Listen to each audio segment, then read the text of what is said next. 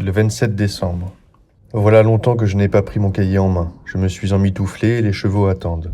Baumgard a quitté le secteur de Gorelovo et on m'a envoyé le remplacer. C'est une femme médecin qui est affectée dans mon secteur. Anna est ici, elle viendra me voir, même si cela fait 30 verstes. Nous avons fermement décidé qu'à partir du 1er janvier, je prendrai un congé maladie et que j'irai à Moscou chez le professeur. Je signerai un nouvel engagement et je subirai pendant un mois dans son dispensaire des souffrances inhumaines. Adieu Levkovo. Anna, au revoir. 1918, janvier.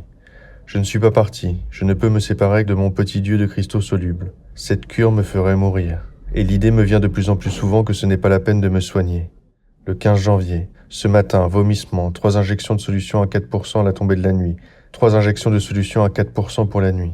Le 16 janvier, c'est jour d'opération, donc de grande abstinence. Depuis la nuit jusqu'à 6 heures du matin. À la tombée de la nuit, l'heure la plus terrible, j'ai entendu nettement une voix dans l'appartement, monotone et menaçante, qui répétait « Sergueï Vassilievitch, Sergueï Vassilievitch ». Après l'injection, tout a cessé immédiatement. Le 17 janvier, tempête de neige, pas de consultation. J'ai lu pendant des heures d'abstinence un manuel de psychiatrie et il m'a fait une impression épouvantable. Je suis un homme mort, il n'y a aucun espoir. J'ai peur du moindre bruit. Pendant les moments d'abstinence, je déteste les gens. J'ai peur d'eux.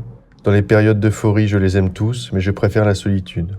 Ici, il faut être prudent. Il y a un aide-médecin et 2 sages-femmes. Je dois faire très attention à ne pas me trahir. Mais à présent, j'ai de l'expérience et je ne me trahirai pas. Personne ne saura que j'ai une réserve de morphine. Je prépare moi-même les solutions ou bien j'envoie une ordonnance en temps voulu à Anna. Une fois, elle a fait une tentative absurde de remplacer la solution à 5% par une à 2%. Elle l'a apportée elle-même de Levkovo dans le froid et la tempête.